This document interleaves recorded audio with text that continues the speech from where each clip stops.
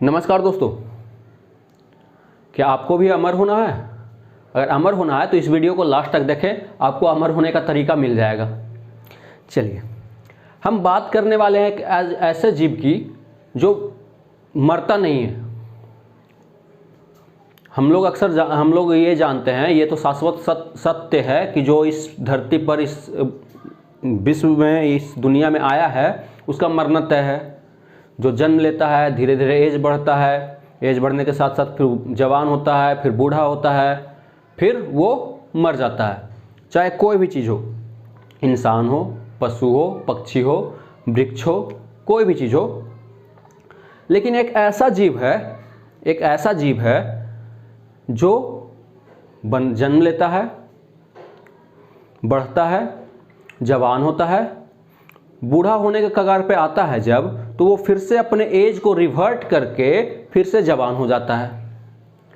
अब आपको ये सुनकर आश्चर्य लग रहा होगा कि काश ऐसा इंसान भी कर पाता, बूढ़ा होने के बाद फिर से जवान हो जाता। तो इंसानों ने ऐसा नहीं है कि इंसान तो इस धरती का सबसे बुद्धिजीवी जीव है, तो इंसान इसके पीछे लगे हुए भी हैं कि काश वो जीव जैसे कर पाता है हम लोग भी ऐसे कर पाएँ। ठीक, तो उस जीव का जो हम नाम बता रहे हैं वो एक जेलीफिश है। जेलीफिश तो शायद पहले नाम कितनों ने सुना होगा, कितना पहले बार सुन रहे हैं। तो जेलीफिश क्या होता है कि समुद्र में बहुत गहराई में पाया जाने वाला एक छोटा सा जीव होता है जो ट्रांसपेरेंट होता है, पारदर्शी होता है, लगेगा पानी का ही बना हुआ है। ठीक, तो जिस जीव का हम बात कर रहे हैं, इसका नाम है ट्यूरिटॉप्सिस डोरहीनी। इसका नाम है ट्यूरिटॉप्सिस डोरहीनी, जिसको जनरली इमोर्टल जेलीफिश बोला जाता है। इमोर्टल मतलब जो अमर, एक तरह से कह सकते हैं। चलिए, तो इस जीव का पहले हम इस जीव अमर कैसे हम बोल रहे हैं इसको, इसके पीछे का रीजन समझते हैं। उस रीजन को जानने से पहले हम जेलीफिश का जीवन चक्र बताते हैं आपको। जेलीफिश क्या होता है, जेलीफिश बनता कैसे है, मतलब पैदा कैसे लेता है।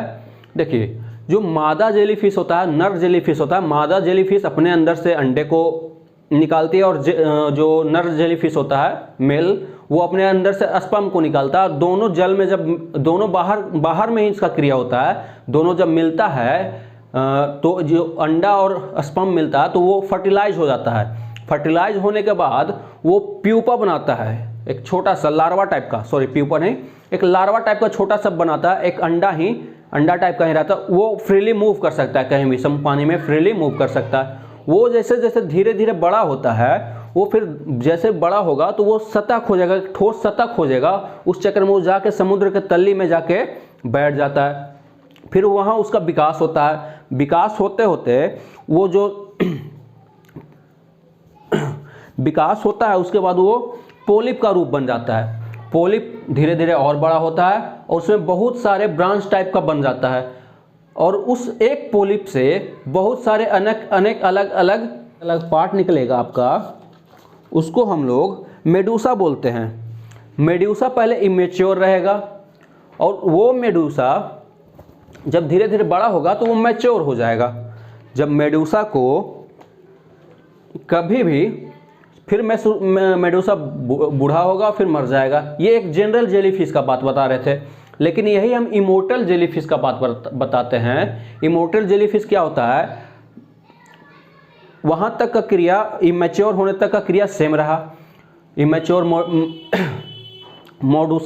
मेडूसा होने का क्रिया समान रहा, लेकिन उसके बाद उसको थोड़ा सा भी अगर अपना खतरा नज़र आता है, इमोर्टल जेलीफिश को थोड़ा सा भी खतरा नज़र आता है, तो क्या करता है, जो अपना सेल है गोल टाइप का, जो अंदर सेल टाइप का बना है, उसमें पूरा अपने अंदर सारे तंतु को खींच लेता है, और फिर से वो पुराने फॉर्म में आ जाता है, पहले वाले किसमें, उस लार्वा में आ जाता है जो नीचे जाके ज़मीन में चिपका हुआ था। ठीक, तो उस पॉलिप अवस्था में वो फिर से आ जाता है। तो इस तरह से वो फिर जब पॉलिप अवस्था में आ गया तो फिर विकसित हुआ, फिर बड़ा हुआ, फिर स्वतंत्र हुआ, फिर खतरा नज़र आएगा, या उसको रिप्रोडक्शन के समय जो उसके अगर बॉडी में किसी भी तरह का हानि हो जाता है या किसी भी जंतु से उसको हानि हो जाता है तो फिर से वो रिवर्ट कर लेगा, फिर से वो पॉलिप बन जाएगा, फिर यही क्रिया उसका चलते रहता है। तो अब बोलिएगा ये तो हमेशा ऐसे करते रहेगा तो मरेगा कब? अब ये तो शाश्वत शब्द जो यहाँ आया है उसको तो जाना तय है। तो इसके मरने का बहुत और तरीका है। तरीका क्या है? देखिए, इसको बहुत सारे मछलियों का ये शिकार है, कछुआ भी इसको खा जाते हैं, ठीक है। तो इस तरह से ये लोग मर जाता है। अब इसका पता कैसे चला? एक्चुअल में क्या हुआ था, 1833 इसमें तो सबसे पहले इसका खोज किया गया था कि एक ऐसा भी जेलीफिश है, ठीक। इसका साइज बहुत छोटा है, 4.5 mm के बराबर इसका साइज होता है। और इसमें जो तंतु देख रहे हैं ना, वो लगभग 90 धारी निकला रहता है इसमें से, लगभग 90, ठीक। तो 1833 में तो इसको पता चला था, अच्छा ऐसा एक जीव होता है, लेकिन इसके गुण के बारे में किसको पता नहीं था। 1833 के समय लगभग 100 साल बाद 1980 के दशक में 2 स्टूडेंट ने क्या किया, इसको स्टडी करने के पर्पस से एक जार में बंद करके लेके आ गए।